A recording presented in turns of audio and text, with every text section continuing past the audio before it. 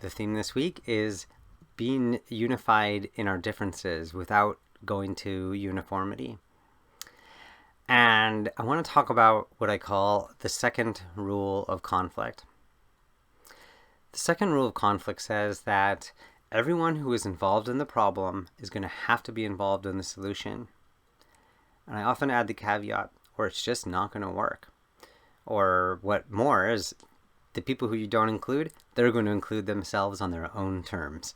So you might as well include them from the very beginning. There's a lot to think about in this piece of wisdom, but I want to really go with the implication of this. If we are so different and we're polarized and we have different perspectives, but we can't make any changes without each other, we can't solve the problems without including the people we disagree with, we're going to have to figure out how we're going to agree with them or how we're going to be able to work with them.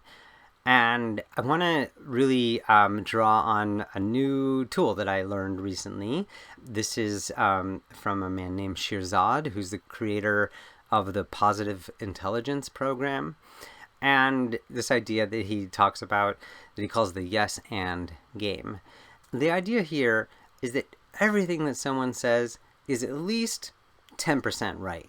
Now, they might be way off base, but in whatever they're saying, there's probably 10% that you can find. And so if you hear someone talking to you about something and you're really not understanding where they're coming from, you can try this. You can say, yes, I agree with, and then whatever, name that 10% of the thing that you agree with. And I wonder if we can improve that by doing X, Y, or Z. And that's where you add in your own part. Basically, the idea is whatever's going on, see what it is that you can find in the person, the 10% of something that you agree with, and affirm that. That's going to be really helpful to make them want to engage with you. And then see how you can build off of the 10% of agreement that you already have. If you can do this back and forth with someone, really amazing things happen. You can tell them what you're doing. Basically say, okay, I'm going to say something, you tell me something, I'm going to say yes, I'm going to say what it is that I like about what you said, and then I'm going to add something. And then their job is to listen to you and pull out what they think is good and see if they can build off of that.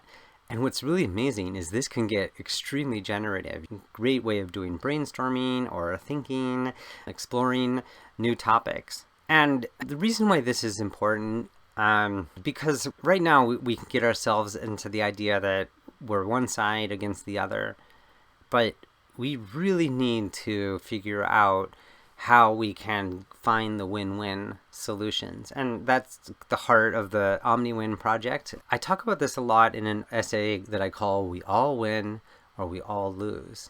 And it's worth recognizing that the win versus lose, that's connected to the us versus them, that is going to lead us to the path of destruction.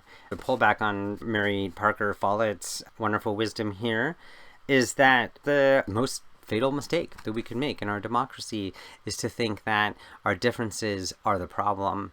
Our differences are not the problem. Our inability to connect across the differences and build the world that incorporates all of these things, everyone's values, the past, the potential, the future, and traditions, that's what we're going to have to do. That's where the win's going to be. So thank you for this, and if you try the yes and game with anyone, I would love to hear how it goes. Even if you just find yourself noticing, oh gosh, I really don't agree with someone, but this 10%, I can get behind. See how it goes. Thank you very much for watching this, and have a great day.